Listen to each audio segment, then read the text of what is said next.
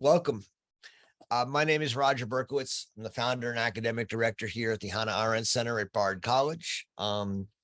Thrilled to be with you today. Ready to read more in this book, The Jewish Writings by Hannah Arendt, edited by Jerome Cohen and Ron Feldman.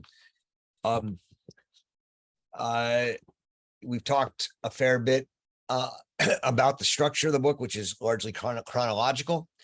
And we are in the 1940s, so 1943 to be exact. So really in the midst of the war. Hannah Arendt at this point is in the United States, and she's writing for the German Jewish publication Aufbau, among other places. Last week, we read a long compilation of some of her Aufbau columns about the Jewish war that isn't happening, much of which focused on her call for a Jewish army, amongst other things. This week, we're also reading a collection of some of her articles from Aufbau, from a period from February 1943 to March 1944. It's a much shorter collection. I'm not sure if that's because she wrote much less during that time, or if or what reason. I know Jerry's on the phone. I don't know if Ron is on the call, and they can maybe tell us sort of the principle of selection. May just be that she slowed down writing for Aufbau. In any case, there's really three parts of what we're reading for today. The first part is this, in a sense, review essay that she writes on French political literature in exile. Then the second part is the letter to the editor that she writes about Theresienstadt. And then the third part is two essays that she writes again in I think in Aufbau on can the Jewish Arab question be solved? And it's the beginning of her attempts to think through this question of a federation, which we're going to get to read a fair bit about over the next month or two. And this will be the first part of that.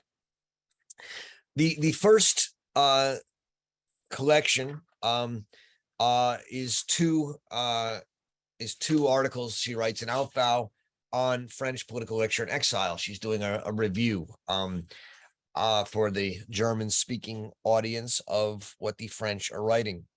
And she doesn't like it very much. Not, much to say about that.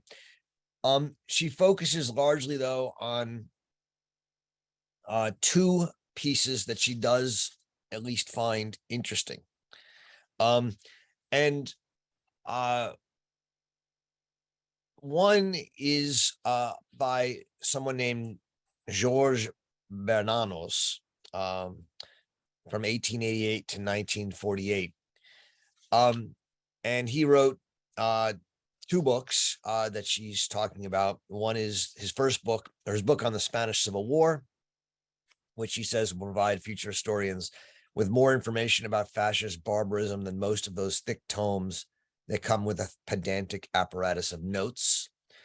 And then his new book, which she's specifically reviewing, written in exile, letters from England.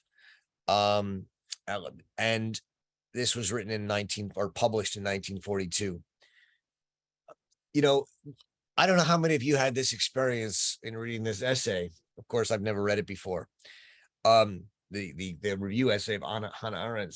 But, she starts talking about Georges Bernanos in his book, and says penned by an orator.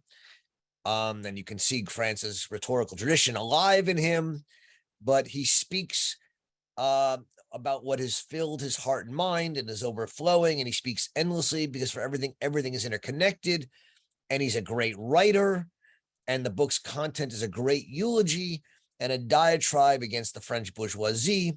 And she's going on and on about how the book's greatness lies in the fact that this disgust for the post-war period does not end up as disgust for mankind in general. And this must have been very difficult for someone like him.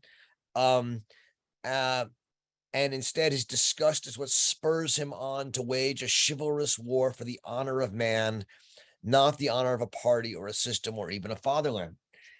And I've read this long paragraph and I've summarized it for you and thinking, wow, this looks like a great book. And she really likes this guy, George Bernanos. And then the next line is that, well, it makes clear how much has been gained because if he speaks from his heart, but he's glad that he didn't speak from his head because his head is full of dangerous notions because he's an anti-Semite and he's prejudiced against Italians and Jews. And he's a race theorist. And she says, but it would be petty and pointless to dwell on these because they are hardly of any consequence in comparison to some of the very splendid realizations. For instance, that fascism, which babbles on so much about youth, slays childhood and has turned children into vicious dwarves. So, again, I know very little. I know nothing about George Bernanos. I know nothing about French exile literature of the 1940s. But you see in this review something that I think is just so Hannah Arendt and is something that, we should all just, I don't know, I find it spectacular. She reads a book by a rabid anti-Semite, and she says it's the best book written because there's other parts of it that are really good.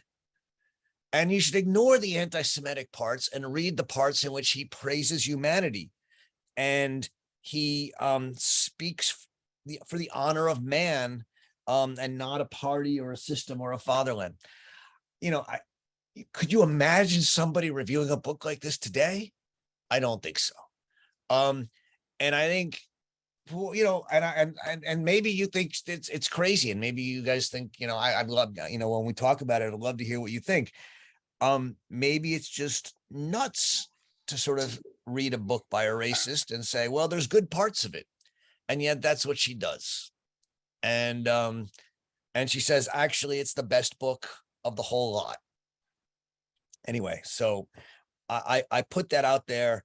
I was just sort of completely shocked when I got to the end of that section of that first essay. And I thought it was wonderful. But I realize there may be different views. The second part focuses largely on Yves Simon, again, someone I don't know, a French philosopher from 1903 to 1961 and student of Jacques Maritain. And she says he's the most politically astute and productive of all these French exile writers. And she's talking largely about his second book, La Marche à la Délivrance, the March to Liberation, which she says tackles the difficult task of discovering fundamental political principles of our future actions. What she likes about this is it's not written by a Frenchman, but by a European, that he looks to the future. What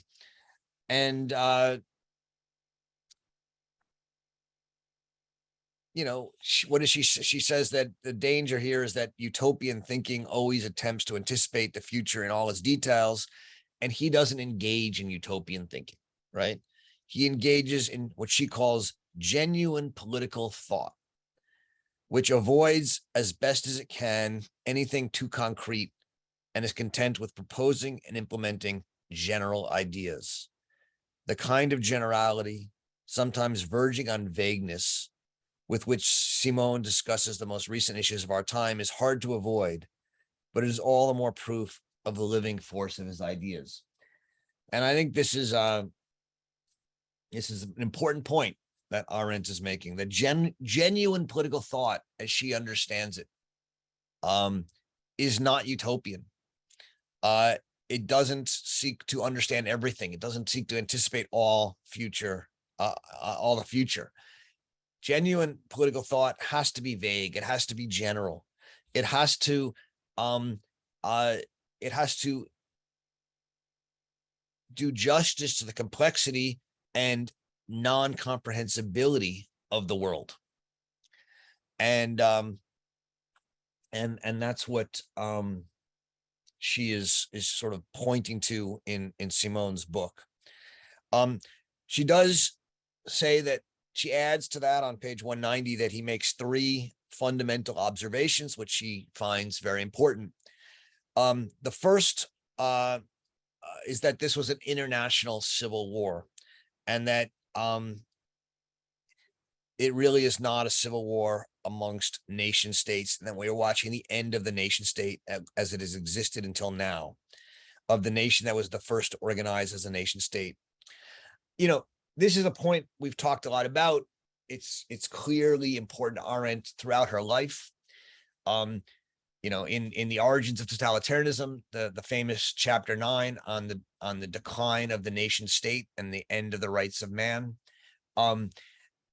She does believe that the nation state has been shown to be impossible by the rise by the minority treaties and the failure of the minority treaties after World War I. We'll talk more about that when we get to the last essay today on the Arab-Israeli conflict. But in a nutshell, the nation state simply no longer works in a time when states are comprised of minorities and different nationalities. And this is so obvious to Hannah Arendt. It's because it is one of the sort of, I would say it's one of the lodestars of her thinking about politics. And yet she may be the only person in the history of political thinking for whom it's obvious. I mean, the national question keeps coming back, and people don't seem to understand that the national question is over as Arendt wants it to be or thinks it is. And that's an issue that we will all have as we read Hannah Arendt over our lives, is that she really does think that the 20th century showed that the nation state is an impossible, failed, immoral, and dangerous institution, and that we have to imagine politics beyond the nation state. Clearly, that has not happened. And in fact, the one great example of the country that did succeed in avoiding the nation state in her mind, which was the United States, has largely become a nation state, I think, to what would be, I believe, her great disappointment. The second fundamental observation that she praises Yves Simon for is the return to sort of the universalism of the French Revolution. And the third, which I think is an important one and one that we all still live amidst today, is that the world has become, in a sense, one, so that there is no escape. So if there's a problem in one part of the world, you can't just escape to it in another part of the world. And I think we've seen that clearly. The second essay, the second Aufbau article a letter to the editor that is published here is about the real reasons for Theresienstadt. It's a response to an article that calls Theresienstadt an alibi, a false facade for what was really going on. And Arendt says, it's not an alibi. It was one of the first camps, and it couldn't have been planned as simply an alibi. It was a real thing. And she says that I've been following very closely these camps since 1940. And she develops a series of 7 arguments about what she thinks is a consistent political agenda that lies behind the camps. And, we can go through the list to the extent you want. What it basically is that these camps, she thinks, and the deportations around them are often designed with a domestic audience in mind in order to address either concerns about anti-Semitism or play upon anti-Semitism. and so she reads the camps and the different deportation orders very much along those lines. And so I think we can talk about that if you'd like. The last series of Aufbau articles, two of them at the end of this section, are the ones that I think are going to probably occupy most of our attention today. The first is a quite well-known article that she writes, in which she talks about the two different proposals for how to divide up, how the Zionists will divide up or think about power in the Middle East. And one of these is for what she calls a Jewish Commonwealth in Palestine, or a Jewish nation state. This will become the sort of mainstream Zionist proposal. It will largely be taken over by the Jabotinsky wing of the Zionist movement. And it has as its end goal the creation of a Jewish state in Palestine. The idea now is that the today's majority, namely the Arabs, will concede minority rights to today's majority. I mean, tomorrow's majority, the Jews, will concede minority rights to today's majority, the Arabs. That's on the bottom of page 193. So we'd create a Jewish nation state, which would guarantee rights to Arabs within it. The alternative proposal by Judah Magnus, who was a professor, but who became a politician and proposed with a binational state in Palestine, which would integrate a binational Arab Jewish state in Palestine, which would integrate into an Arab federation, and then also be affiliated with either the British Commonwealth or the United States. She calls this a utopian proposal, which is why she says a lot of utopians have embraced it. But she says there's a hitch to the Magnus's state, binational state, would leave the Jews in a position of permanent minority within a larger Arab empire, and would exist under the weaker or stronger protectorate of a third party, namely Britain or the United States. So basically the idea is that even though you'd have this binational state, it would be within an Arab federation. And she basically thinks the Arab Federation would basically be an Arab empire, and the Jews would be a minority within it, and their rights would be dependent upon the goodwill of the Arabs, just like in the mainstream Zionist proposal, the Arabs' rights would be dependent upon the goodwill of the Jews. She says that while these two ideas are mutually exclusive, they use the same mode of political thinking. This is all on 194. And I'll just read you what she says. Both hold to the discredited notion that national conflicts can be solved on the basis of guaranteeing minority rights, right? This is part of her critique of the nation state.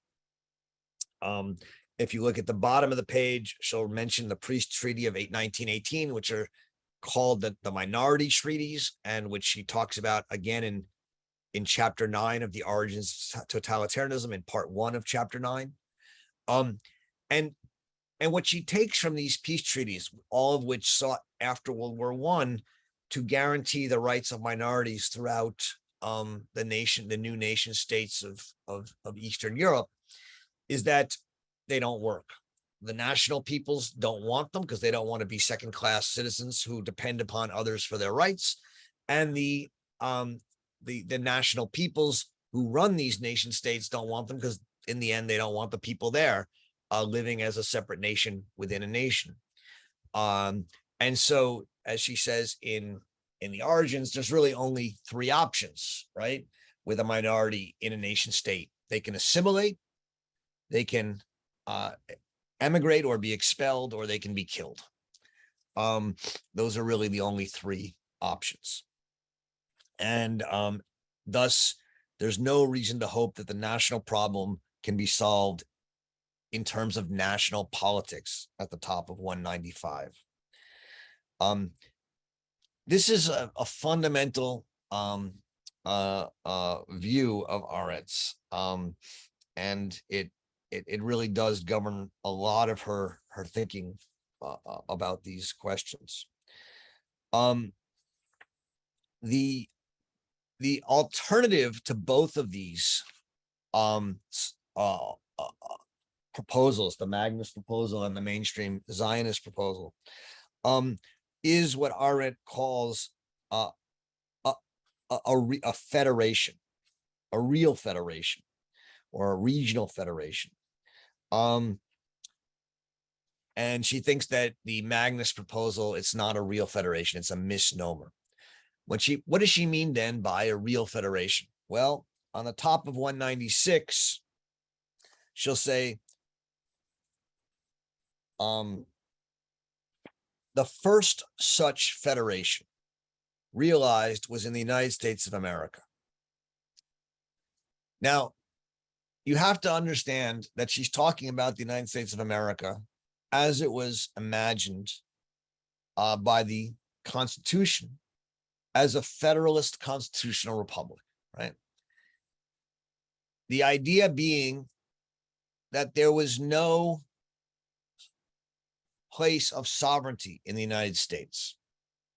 The federal government had certain enumerated rights, but the real power in the United States was in the states, not in the federal government, at least up until probably after the Civil War, and probably really after World War I.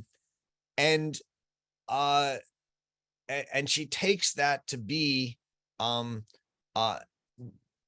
essential part of what it means to maintain freedom in a world in which in a community in which there are different nationalities, different peoples. The idea being that each people needs to basically be able to govern itself and yet have a federal system where it can provide for public defense and larger economic and other integrating factors. She describes this federal system very well in her chapters on Constitution of Freedom, chapters 4 and 5 of her book on Revolution, which we've read before, but we haven't read in a while, so maybe at some point we read it again, to the extent you're interested in these questions of federalism. For her, the only way to solve the Jewish problem is to create a state that's not a nation state. Now, I've talked about this before, right? And she believed that as it was created, the United States was not a nation state. It was a state, it was a federal state with different nations within it. There was no one nation to which you had to assimilate. I think that clearly that has ceased to be the case, if it was ever the case. And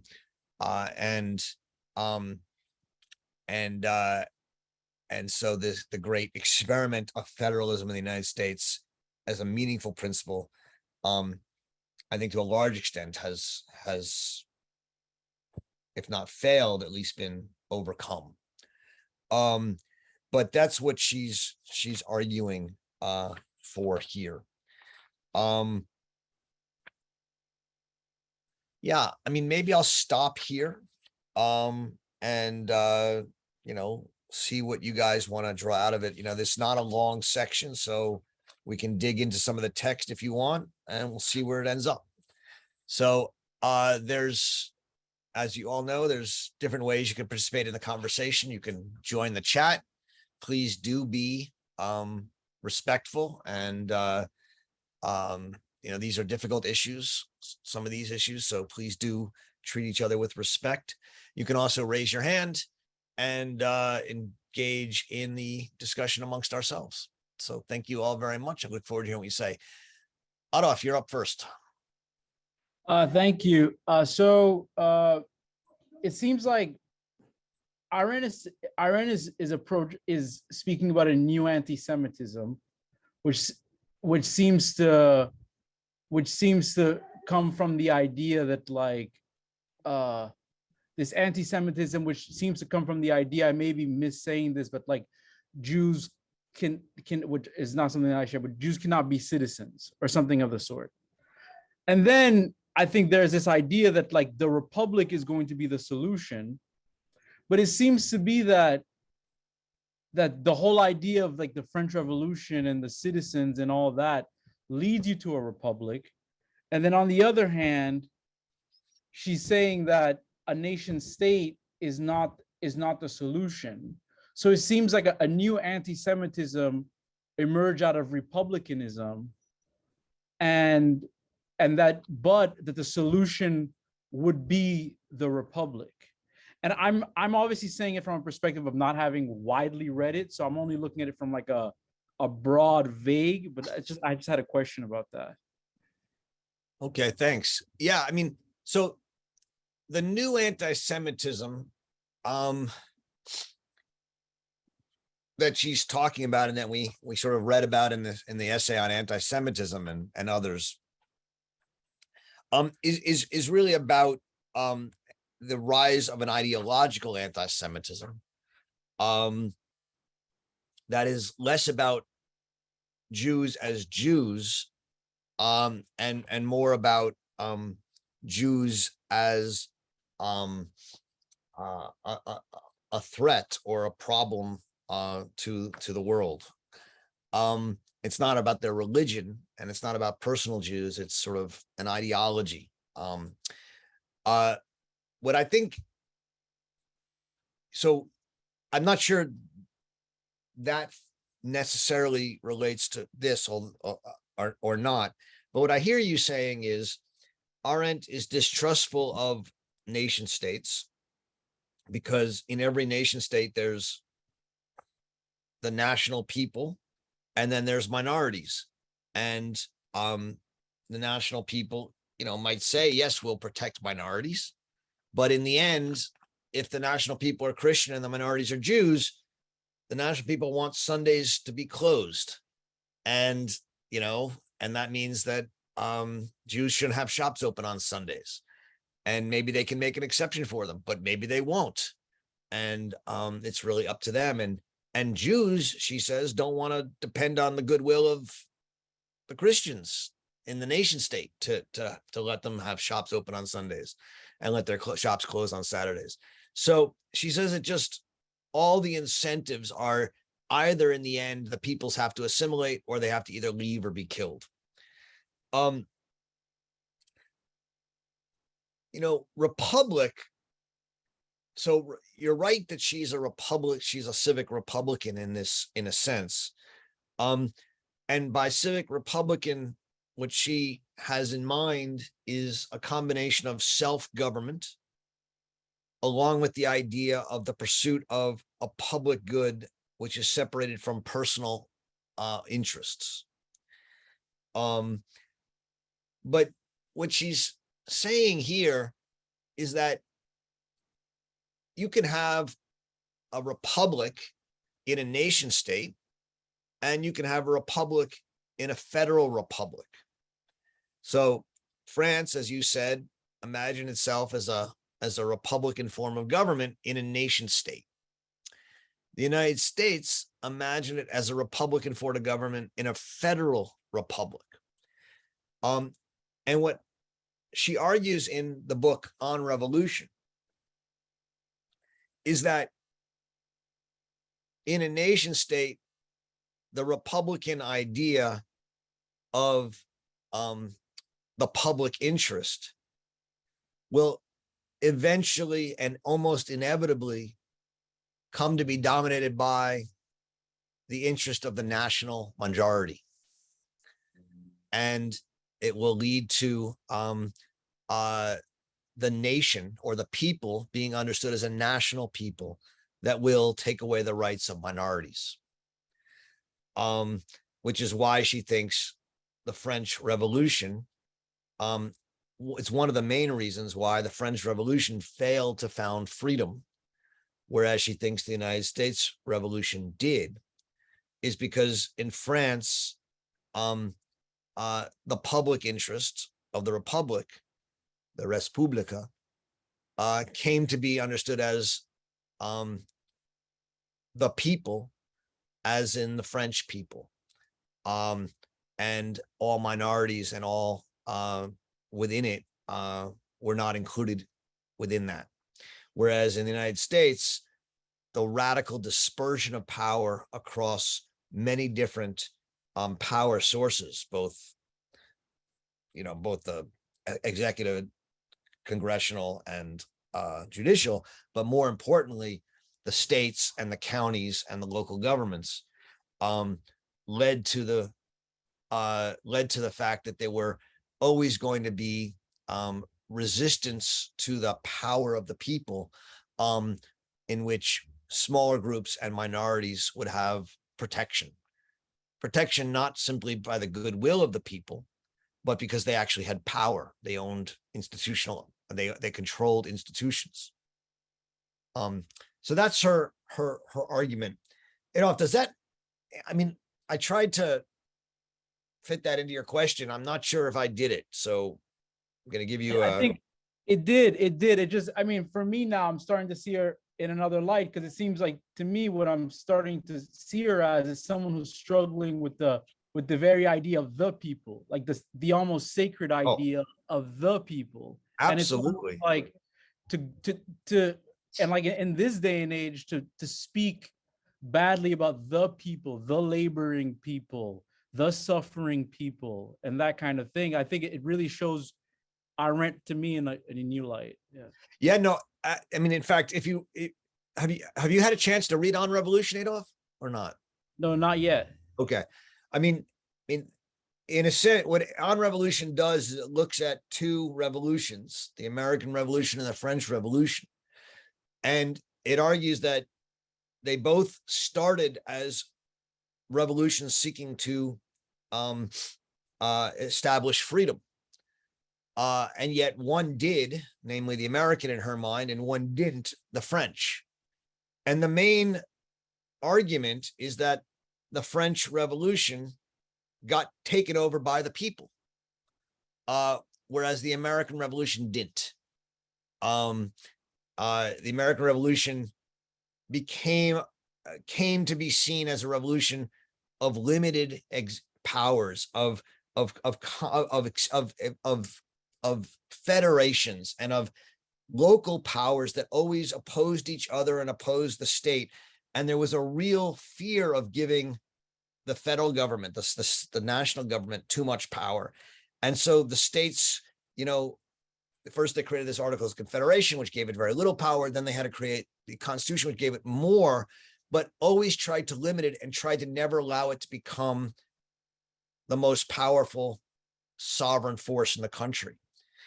And it was that suspicion of sovereign power, of the power of the people, and the desire to limit sovereign power in the name of freedom, that for Arendt was sort of the key principle that allowed the United States to avoid the danger that happened to France and Germany and all the other nation states, which was to become a nation state. There are criticisms of her reading, right? One of which is that given all the federalist power, the one thing that the United States remained was largely a white country. And that whites were the sort of people of the United States. Another criticism of it is that even if it worked for a certain period of time, as the federal government has attained more and more powers in the last, especially since 1918, or 1906, depending on how you date it, and then 1940s with the New Deal, it has, even if the United States was once a federal republic, it no longer is. And I think, and by the time she wrote On Revolution, she was aware of that. And the last chapter of on revolution is called The Lost Treasure of the Revolution. And in it, she basically makes the argument about why the United States lost its treasure of freedom, which was based in the federalist principle of limiting limiting power of the center, but expanding powers to more and more institutions. And so this idea of federation that she's writing about in 1943 is the sort of comes from her, is central to her thinking about how the United States originally was a federation. But by the time she writes on revolution in 1963, she thinks it really no longer is. And she thinks that if it can't recover that, it's sort of doomed to lose its freedom. And that's the argument of that book. I think it's an amazing argument. I mean, I don't want to take up too much time, but I've been working in community organizing and that kind of thing for some time. And it's, to me, it's, I mean, I'm just going to say it because we're in a virtual reading group, but it's nuts to think about how, I mean, in so many instances, like how organizations lobby for the community when they've got 5 people to coming to their community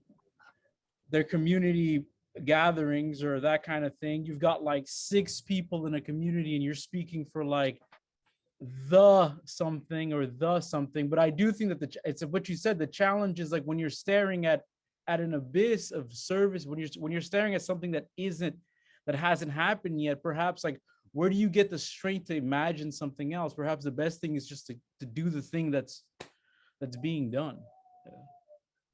I think that's a really important point. And she's always, that's why for her, you want to constantly expand powers and institutions and have more and more of them, not fewer and fewer of them. Because the more institutions there are, the more power bases there are, the less chance there is of one power base or one institution ruling the rest and taking away their freedom. And that's the constitutional federalism that she found so compelling in the Federalist Papers and the sort of argument for the United States that she was taken with in the 1940s when she came to the United States and started learning about it, and then came to worry that it had been lost in the 1960s.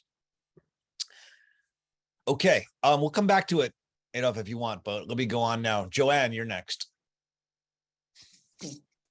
Yeah, I have 3 points, 2 of them really quick. One is I just wanted to say that what I love about Hannah Arendt is that she never takes the obvious side and makes the obvious point.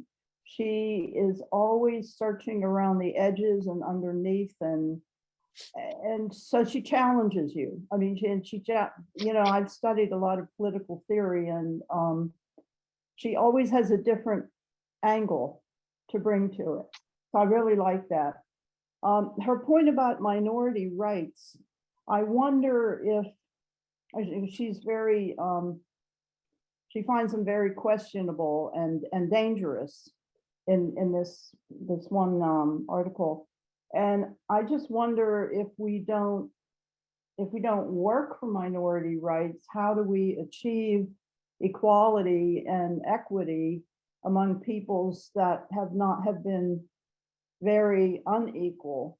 So I think there might be a fallacy there of thinking that if you have a federation, then everything is all of a sudden on an equal playing field. Everybody's on an equal playing field, and we all start from ground zero. And that's not human culture and human civilization.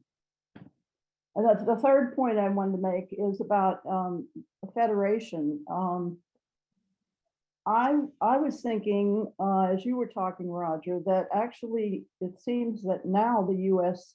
has moved back toward strong state powers, okay, in our federation, and that is actually a great evil.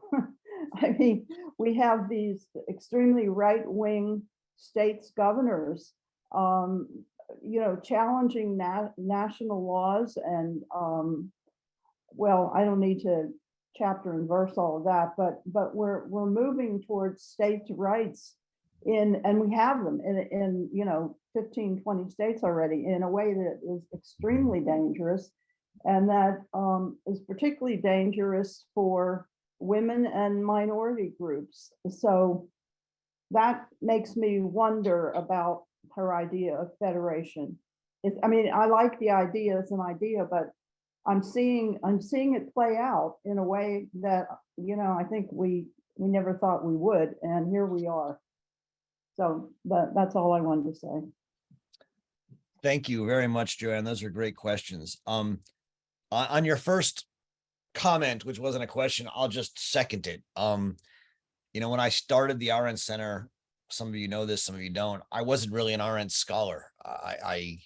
It was an accident that how this happened. And as you know, in many things in life, accidents turn out to be the best things in your life. And it's been a great blessing for me. But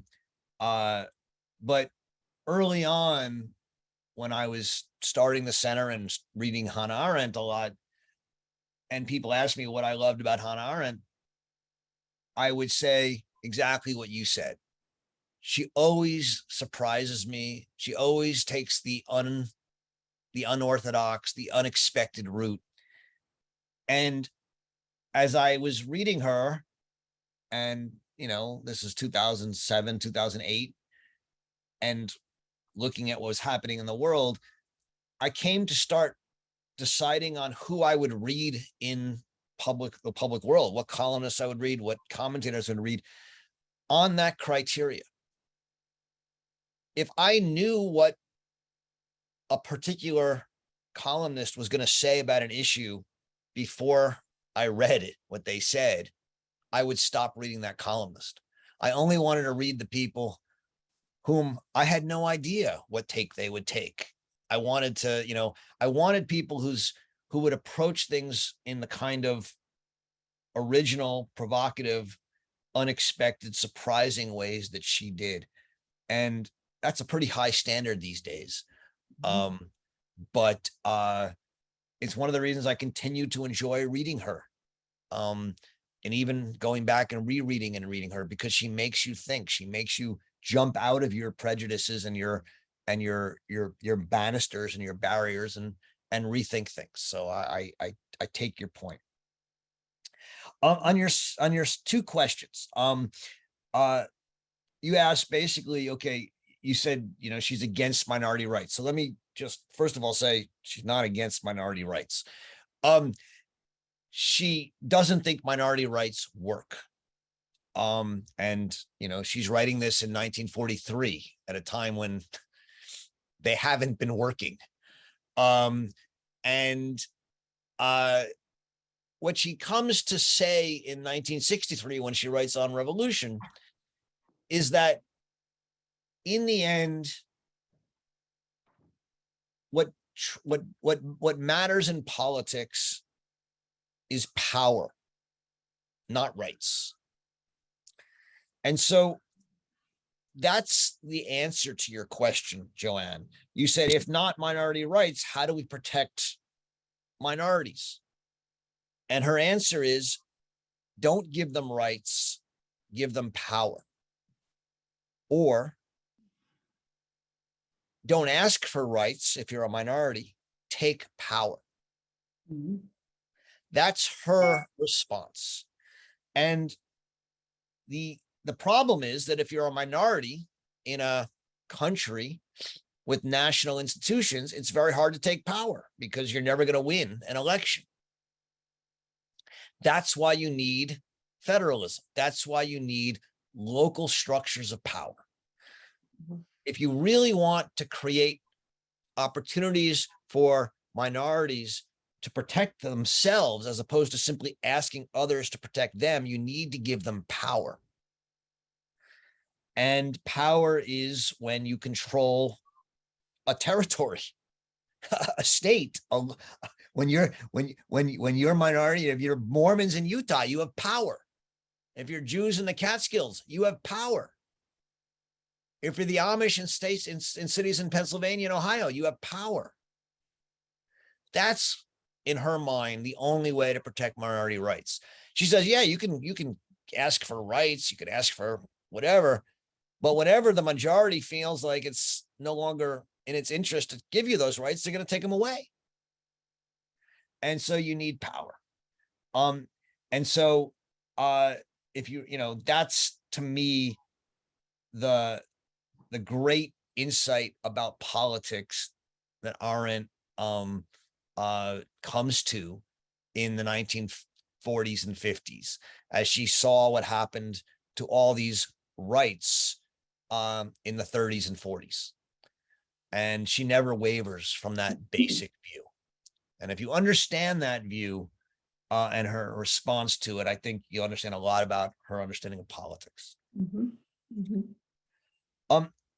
The third question about abort, which I'm going to maybe disservice to you, but I'm going to simplify it and call it the question about abortion.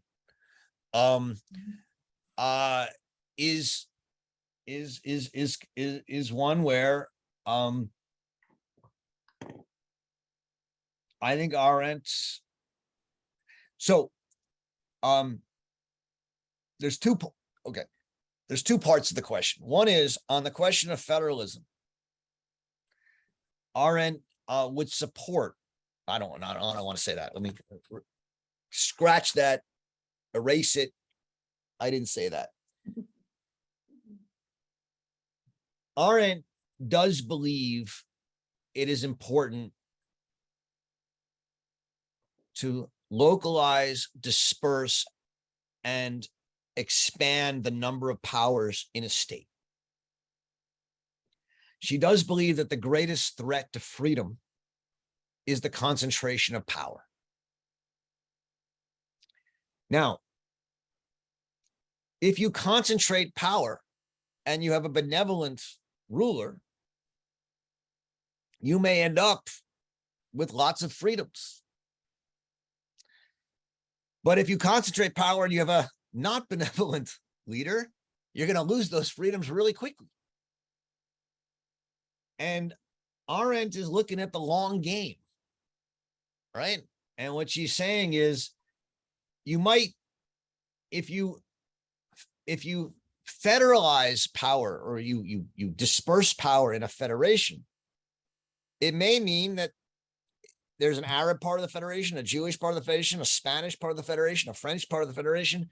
And in some parts, women may have to wear headscarves. And in some parts, you may not be able to get a divorce. And in some parts, you might not be able to get abortion.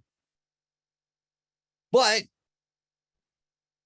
people can move, they can leave, and there's always going to be parts where you can get an abortion and can not wear headscarves. And the point is, you're going to have power, and people are going to move to the places where their freedoms are, and they'll be protected.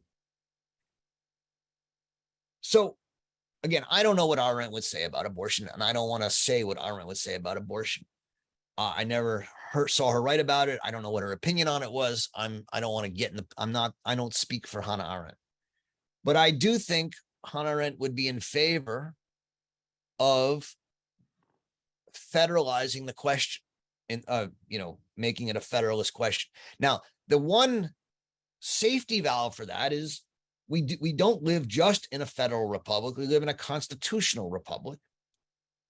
And the Constitution does protect certain minority rights. Now, Arendt doesn't think much of the Bill of Rights in the sense that she thinks that the Bill of Rights will only be as powerful as the majority is, and if the majority doesn't like them, they'll get rid of them.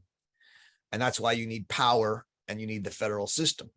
But you do have a Bill of Rights. And if you argue that abortion is a fundamental right, it's possible you can secure it through the courts. And I think I don't know, but I don't think she would oppose that as a legal question, as a constitutional legal question. But once you can't support it, once you can't control the courts on and secure those rights, She thinks it's a much better idea to disperse power and allow some states to allow abortions and some states not to them, and let people choose. Again, I'm not speaking for her. I'm saying how I understand her. I don't know where she comes down on this, and I certainly don't want to say what her opinion would be. But I do think that an Arendtian, I think that Arendt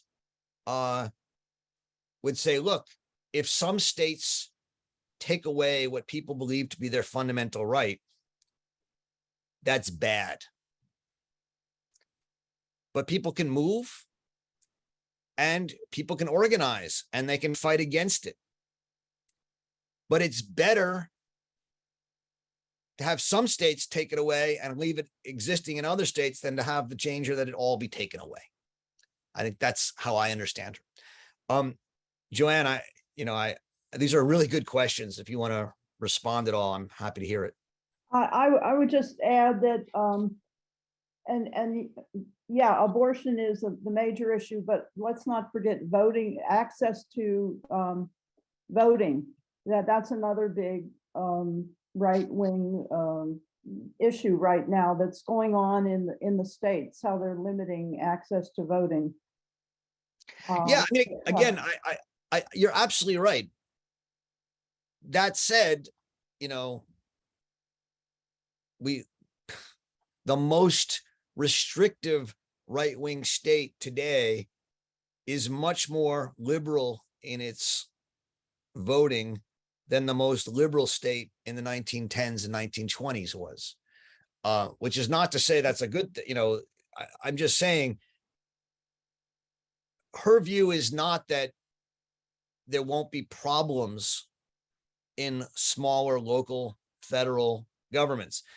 There will be. In fact, Tocqueville, who is really one of her inspirations on these thoughts, says that not only does the spirit of freedom come out of the townships, but he also says that the townships will be prejudiced, and often anti-civilized compared to larger systems.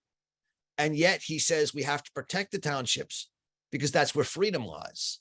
And part of freedom is the freedom to do bad things, dumb things, prejudicial things. What Arendt and Tocqueville, as I understand them, are saying is that in order to protect freedom, we have to be willing to accept that freedom will lead to certain repressions, certain oppressions, certain prejudices, certain bad things. But those things will happen locally. And we need to allow for local oppression in order to preserve a system that allows and protects freedom on a larger scale. That's how I take her politics to be. And I think what she would say about a lot of the liberal critique of federalism today is that it sets the stage for a potential totalitarian system. Because if you continue to federalize power in order to limit the local federal states and towns, their ability to take away certain rights, if you then lose federal power to the conservatives or to the other side, then the game's up. And that's how I understand her understanding of federalism. I just have a quick point that I heard yesterday. A columnist from the Baltimore Sun, Dan Rodericks, who's I think one of the longest running columnists in the country right now after George Will, but Dan is much more liberal. Anyway, he pointed out that the disappearance of so many newspapers is really, it's dangerous on a lot of levels, but he particularly made the point about local government, information about your city councils, about your local politicians, about referenda that are coming up, and all sorts of things. Right now in Baltimore, we have Sinclair Broadcasting, which is the Fox News system, and they are headquartered in Baltimore County. They've just put a ton of money into a referendum in the upcoming election to put term limits onto the local politicians, which may sound good in one way, but actually is pretty bad. But anyway, Dan said that there are so few local papers, and it's a danger to the body politic, was his point. I think that's right. Not only have we federalized, the country, or nationalized the country, we've nationalized our press as well. And, you think that's great as long as it's the New York Times, but when it becomes Fox News, it becomes less great to some people, right? And, maybe other people say, well, look, the problem is the New York Times nationalized the press, and then they got lazy and they started, they got an ideology and they started not having the facts and what happened? It brought into existence things like Fox News and Sinclair Broadcasting and things like that. Arquan. Hi, everyone. I just have a question and a short comment. So I think to understand Hannah Arendt, I think we have to go back to be just thinking about her as a human being, and not only a philosopher and a scholar that she was, because as a human being, that she suffered from being a minority and not having rights, and seeing her community and her nation going through that. It is giving us a lot of perspective to how to really understanding her political insights. That's very easy for me, or it is close to me to understand that, because I come from one of the largest minority in the world, that we don't have the state or the minority rights, and being killed, or you have to assimilate and being moved, and you don't have a choice of moving, even in so many countries. I am Kurd, and I think many of us know what happened from genocide to all of the political and disasters that came from. So I think understanding that level of not looking at for like the clarity and all the philosophical thoughts, but sometimes just going back to understand her as a human being that tries to find solutions for a community, a nation that they are not being accepted or being received well in anywhere. I think that's for me, that's how I see her sometimes. And there's one thing that I wonder when she speaks about assimilate or move or be killed, how she thought about moving, while for millions of people from minorities around places, let's not talk about the US, because in the US you have 50 states, you move from this one to this one. But what about on the international level for the minorities that they are in danger and moving is not a choice, or it's impossible? So then we just like accept being assimilated or being killed. Thank you so much. Thank you, Arquan. I mean, first of all, I love what the opening point you said about seeing Arendt as a human being. And, one of the beauties of reading this book, right, is, you're reading these, Hannah Arendt has published nothing, none of her big books have been published until 1950, until 7 years. Hannah Arendt is just Hannah, is a young Jewish woman, stateless Jewish woman named Hannah Arendt. And I think you're right. These essays are about her, the human being. She's not yet a philosopher, if she ever was one. She's not yet a political theorist. She's just a stateless refugee living in New York, writing in German, trying to make a living, and also engage in the world. And it does, I think it gives a kind of perspective on her that we sometimes forget when we read her only knowing, the big books. So I take that point, and it's one of the reasons it's very much worth reading these short little articles that she's writing in the 1940s. On your question about moving and how, okay, within a federal republic of the United States, you can move in between different states and things, and there's no cost to it. I mean, obviously there's a cost to moving, but you don't have to get a visa or a passport or any of that, right? You don't have those costs. But internationally, if you're a minority in Iraq or in Turkey or India, and you want to move, it's a little harder. Well, that's part of her argument for federations, right? The idea of creating a Mediterranean federation or a Middle Eastern federation or an African federation. Part of the argument then is that these federations allow people to move around. Even though each particular state within the federation would have certain rights, you'd be able to, move between the different states. And so that's one of the reasons she's a big fan of federations. But you're right. I mean, it's never costless. It's never free to move.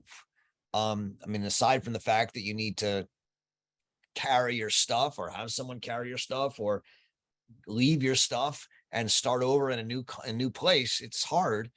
But at least there's a new place to start over in. And I think that's her point. But you're right, it's not perfect. Sorry, I meant as a nation. As a nation, if everybody tries to move, even if it is accessible, what will happen to your nation matter? What happens to the dreams to be part of the confederation or a state or having a motherland to help you have your rights? Then if everybody goes away to different places or the majority of that minority, then you dissolve. You will not even... Yeah. I mean, that's what there. happened. That's what happened to the Jews until they had Israel. Yes. And how you or whether you can create a new homeland somewhere is, obviously, each nation, minority nation, has to figure that out. I mean, can the Catalans find a homeland in Catalonia or somewhere? Can the Kurds find a homeland somewhere?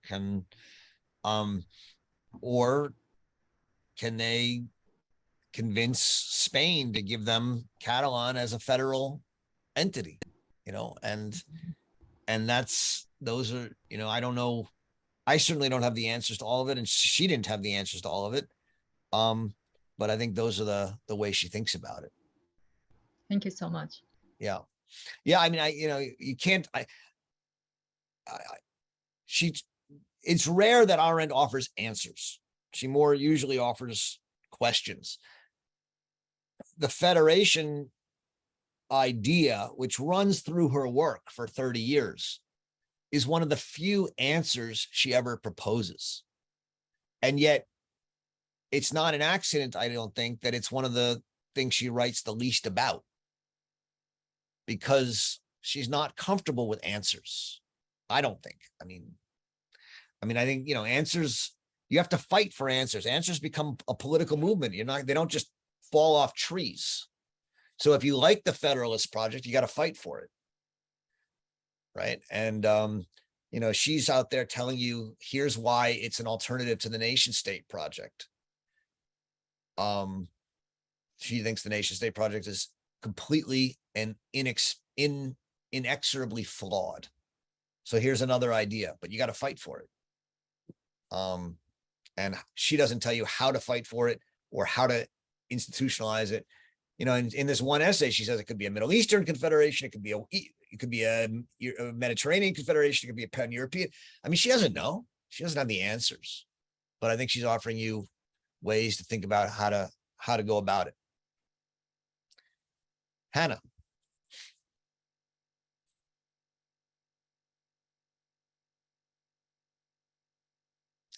Hannah, you got to unmute if you're. Yeah, a couple. First of all, I want to thank the woman from or the Kurdish woman, and send my best thoughts. I think a lot about the Kurds, and just wanted to say that. Secondly, I had read To Save the Jewish Homeland that Arendt wrote in May of 1948, before, which is in that The Jew as Pariah. I guess it's in a lot of places, but I read it in The Jew as Pariah volume. I read it before I read this, which was written earlier, Can the Jewish Arab Question Be Solved? And, I really like her, I like this very much, this essay. It's the most appealing and least fraught, because in the other essay, she's right after the state of Israel was declared, she's fighting against it. She says it took the Arabs less than 2 months to go to war. And, what we don't want a state, we want a homeland, and gets into this whole homeland thing. Whereas I always felt that, like, the state was created really out of necessity. It was an an emergency kind of situation in many ways, not ideal for sure, because of the whole majority-minority question. And so that's why I like, ideally, I like her federation so very much, and it raises so much hope in me. But after I read it, I wrote down on the last page, the question remains how to divide the land of Palestine among Arabs and Jews. And of course, she doesn't address it. And as you say, she doesn't offer all these solutions, although to me, federation seems to hold so much promise. I have so much to learn about. You're making me want to study federalism a lot more. I'm very ignorant of it. And which is going to bring me to another question of maybe you can send me to some sources. But so I just, having spent my life very involved in the issue of Israel, and having now spending a huge amount of my time looking at the anti-Zionist or the anti-Zionism, Zionism schism, the civil war, in a sense, that's really going on right now, because,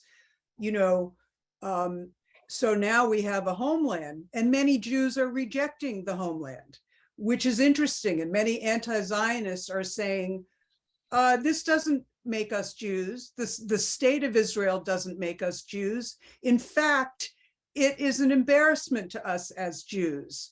It does not represent my Jewishness, because a democracy, Israel claims to be a democracy, and yet it calls itself a Jewish state. So therefore, how in the world can you say it's a democracy if you have minority rights that are not protected?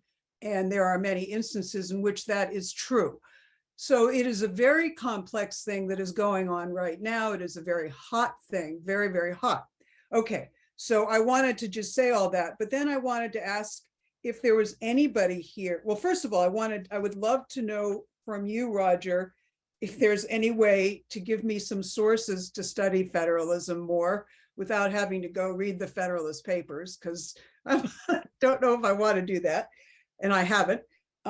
Also, I'd love to know who you read as political columnists. You said that Arendt is kind of your standard, and that would be great.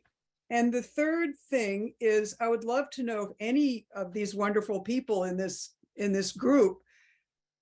Oh, 4 things. One is, how do you apply this to Arendt? To Ukraine? How would Arendt approach Ukraine right now? To me, it's like a nation, 2 nation states fighting.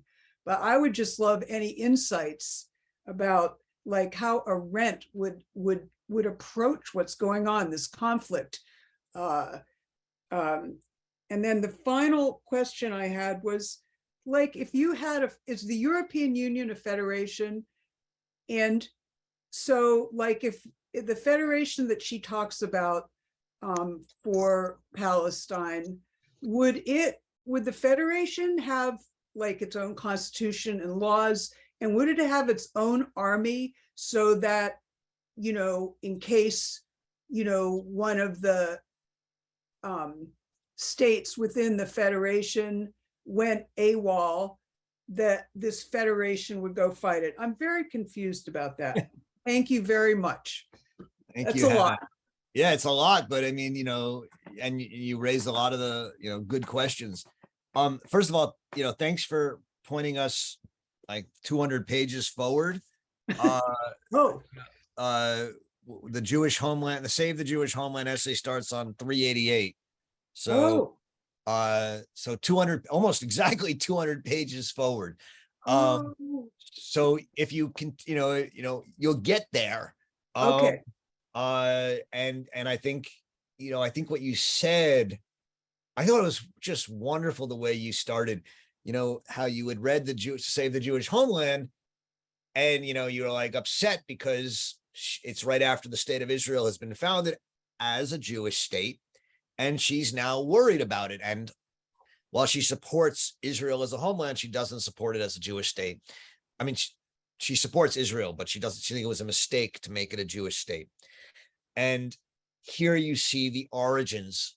So here you see her, you know, it's funny. I mean, and I have to say, I've been guilty of this in the past as well.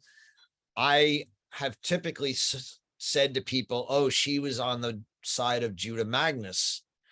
And, you know, when you go back and you read this binational state essay, she clearly sees Magnus as having the same problems as the Jabotinsky Zionists, the statist Zionists. Well, I think she, to some degree, preferred the Magnus over the Jabotinsky program. She saw it as problematic as well. She lost, right? Magnus lost, but she lost as well.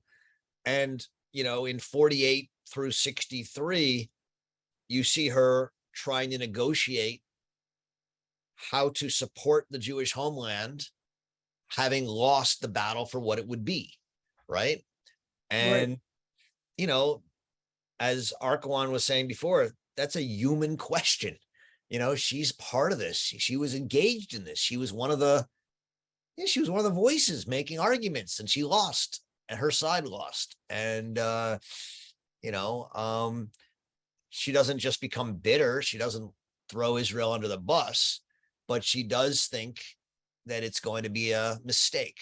And she continues to write that. And she distances herself from that whole debate because she thinks that, you know, her side is lost and she doesn't have much to say. So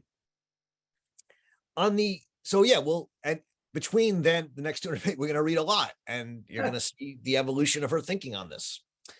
On the question of sources of federalism, yeah, I can send you stuff. I mean, you know, I teach a course on constitutional law, which is largely a course on federalism. And I could send you a syllabus on that. I also, I'm currently organizing in February a group of scholars who are going to meet in Virginia, about 20 scholars, to read my readings on federalism and talk about them. So it's actually something it's a topic that I'm deeply engaged in, and to me, you know, I care a lot about. To me, you know, I don't mean to be, the best thing written on federalism is On Revolution. You want to read about federalism, read On Revolution. Wow. You should read the whole book, but at the very least, you should read chapters 4 and 5, which are the two greatest chapters on federalism ever written, as far as I can tell. Wow. There's a couple other books that, you know, I can suggest. One is a book called Small Town and Mass Society by, here, I'll show you a copy of it. no one reads this book anymore, but it's called Small Town and Mass Society, Class Power, Religion, and Rural Community by Arthur Vittich and Joseph Bensman. I think it's an excellent book and should be read and taught much more widely than it is. I think you should read John Adams on the Constitutions of the United States, Defense of the Constitution of the United States. I think you should read the Federalist Papers. I don't mean to, I know you don't want to read them, but you should.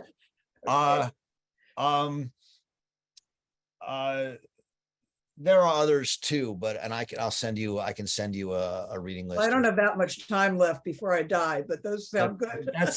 That's where I'd start. Yeah. On the Ukraine, you know, what would Arendt say about the Ukraine? I mean, there's so many, again, I don't like to speak for Arendt. There's so many different ways to think about the Ukraine. You know, one is that the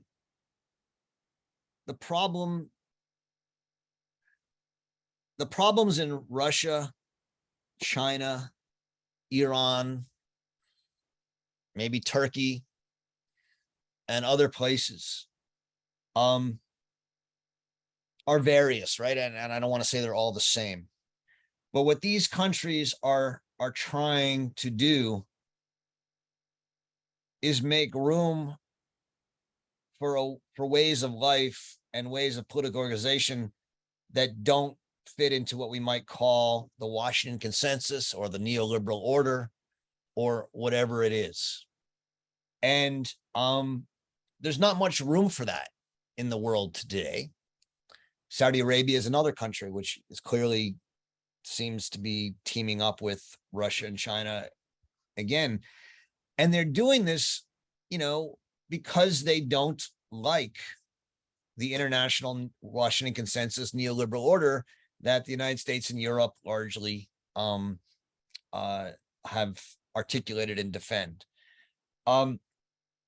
So partly one way to read this from an Arendtian point of view is that this is pluralism, right? That you have to let countries live in different ways. And that there's a sense in which they haven't.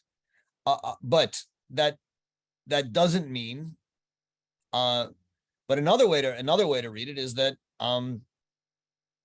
a country like Ukraine should have the right to decide if it wants to be in the Washington consensus or in the Russian Empire.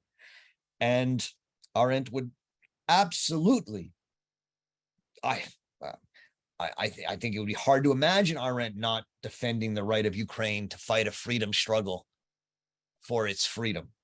And I think that's what Ukraine is doing. And I think it makes absolute sense for the United States and the West to help them and arm them in the name of freeing themselves for self-governance. Now, what they do with that and whether they become a dictatorship or whether they become an anti-Semitic country or not, who knows? That's their choice. You know, I have my own opinions on Ukraine. I mean, look, we may end up in a nuclear war over this. And I think we all should take that very seriously. And, you know, it's hard to say that would be worth it, but I don't know. It's hard to say. I can't imagine giving in to that kind of nuclear blackmail. And yet I think that's the decision all of us should be thinking about. Thank you so much. You're welcome. Thank you. George, are you there? Yeah, I would like to just simplify you by asking another. I think that she has the answers here for us. Only we don't want to hear the answers. The answer is power. And what she would say, what I think what Hannah Arendt would say to Ukraine is tell them to join NATO real fast. And what she would say to the United States, she would say, don't let Ukraine in so fast because you might start a global nuclear war. So the context is very important here. And I think that a lot of this here is that, how do you, it's talking about power. We're sort of uncomfortable talking about power, that you have to have power. And that's what she's saying. Now, how do you gain this power if you are weak? You say, well, we have human rights, we have equal rights. What she's really saying by federalism is you get power by affiliation.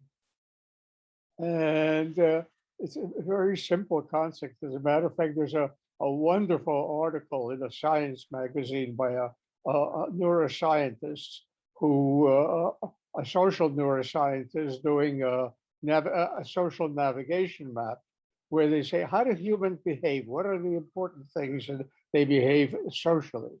And she has just 2 dimensions, a 2-dimensional map. One dimension is power, the other is affiliation. If you have power, you don't have to affiliate so much. If you don't have power, you affiliate. And this is in all life. For instance, if you're working for a boss who has a lot of power and won't pay you enough, the only way to do something is to unionize. Yeah. And it's really the same principle all along, and just person to person human relations, depending on the power structure and who you can affiliate with, and with nations. Only how do you go about doing this? That's the hard thing. I think that's an excellent point. I mean, and I said that, I think, before in answer to one of the questions as well, that to me, running through almost all of Arendt's work on politics is an awareness that if you want to do politics, you need to focus on gaining power. And this is, what I tell my students, and this is what I tell my friends. All this stuff about rights and constitutional protections and all that stuff is nice, but in the end, they're paper tigers when things go bad. And the only way to really protect yourself is to have power. I think you're absolutely right. And I think we'd all do well to learn that. Bjorn, how are you? So, hello. Yes, Hello. I'm well. Pleasure to join. Thank you. I wanted to ask a little bit about what I believe Hannah was addressing earlier, but didn't, the conversation went elsewhere, is the European market of federation, because it is an interesting kind, best of 2 worlds in a way, because you have nation state that federate, and in so doing, you have both nationhood and federation at once, which is different in a way from the American federation, or the statehood situation of American, because the Constitution, well, how is it different? I actually need to give it more thought. So I'm trying to reconcile the notions. Also, I'm trying to fit that in a historical perspective, in as much as the United States Federation is the result of a revolution, as is French Republic, the result of a revolution. But in one case, it is a revolution against another country, whereas in the other case, it is a revolution from within, as part of this ongoing search for establishing a cultural identity of nationhood. So I'm trying to fit the jigsaw puzzle together, as I am very distraught by what I see, which you addressed indeed, Roger, in the statehood fights within our country here, and encouraged in a way by the European community, and trying to put my finger on the differences that it reflects upon. Thank you, Bjorn. Yeah, when you said, it's funny when you said that that in the EU they have a federation of nations, versus the US, when the US, and then you said, well, actually, I don't know. I have to think about that more. I was like, tell me the answer, Bjorn. I think this is a hard question because, when the United States was formed, we forget sometimes that these states had very distinct identities. Were they national identities? No, not generally. In the sense of, New Yorkers weren't like Frenchmen or Germans, but they were strong identities. And I think it's hard for us maybe now to remember that after 200 some odd years of federation, where we've moved around so much that those identities have been weakened, at least to a large extent. It's interesting how you say you've been encouraged by the EU. And I wonder why. I look at the EU and I look at a country like Hungary, or I look at I look at what's happening in Italy, or might potentially happen in France if Le Pen eventually wins or something like that. I'm wondering what you think is different or more encouraging about the EU, or Hungary versus Alabama. I mean, if I take that to be the comparison you're making, maybe I have it wrong and I misunderstood, Bjorn. No, I think you're putting your finger on exactly the problem of what I have stated. I think that I look at the history of the EU since, when was it formed? In early 60s sometime. So, and it's only in the last 20 years probably that we see the growing pains of the accelerated, since the fall actually of the Russian Empire, of the Russian Federation, or whatever you call it, USSR. We have seen an expansion of the EU, which has brought the Orbans of the world into it. The Italian example is different than Orban in as much I think that Italy, we'll see how long this will last, and this is closer to what you were very rightly saying about in a federation situation, one can move and one can, because we have to remember that European national nationhood, where every European citizen carries a passport of his own country, allows nonetheless the free movement of its citizen within its European community. So I think I lost track. You were challenging me on, and I'm answering. Well, I said is the question, is Hungary as bad as Alabama? Is that the question you're asking? And I think that Alabama is structurally bad for the last 200 and some years that it has existed on racial level and others, what we call liberal rights issues. I think that Hungary is, I don't know about the history of Hungary enough. Of course, I believe they've had their fascistic trends historically, but I don't know enough in order to be able to compare it and to know whether we are right now in a crisis that is very generalized owing to all the modern world antagonism with established value or cultural value, or whether it is a kind of convulsion, whether it's a convulsion or whether it is a ongoing history of what it is now. One big difference, as I understand it, between the EU and the United States as a federation is simply that the EU is a consensus-based federation, whereas the United States, our national government is elected and can make unilateral decisions. And that consensus basis of the EU should, I imagine, keep it weaker as a federal, as a nationalist structure. We'll see to what extent that happens. It has done fairly well at exercising power over its federated nations through economy, right? Because it gives so much money It is an economy. to a country like Hungary or Italy. And because it gives so much money to a country like Hungary or Italy, it's been able to exert a fair bit of power over them.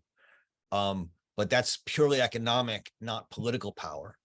And it's not clear, you know, to what extent it will ever be able to exert. And if the country that were, if the nation within the federation were a rich nation like Germany, it's not clear how much the EU could actually. I mean, you're seeing that right now with Germany, in a sense, defending its own energy policy at the expense of the rest of the EU. There's not much the EU can do to Germany.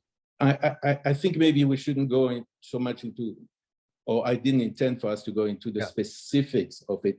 I was just trying to compare a federation of nations versus and of independent nation versus a federation of states that are actually subjugated in their being in their very federation to a nation. And what I wanted to say is that when the US was founded, it was much more like what the EU is today. It was a federation of states, of real states, of nations. I mean, it wasn't that different.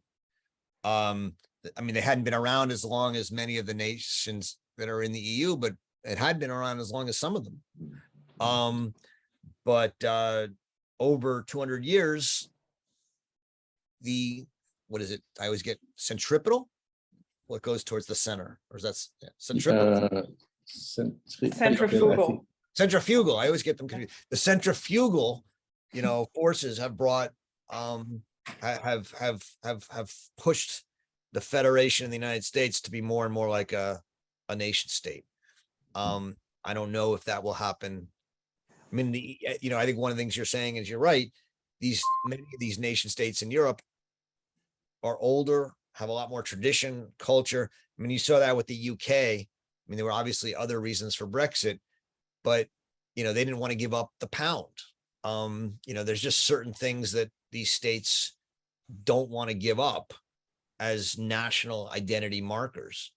And, you know, it's only been 40 or 60 years. Let's see what happens in 200 years. But I mean, I think the real problem is that there's no democratic structure behind the European Union.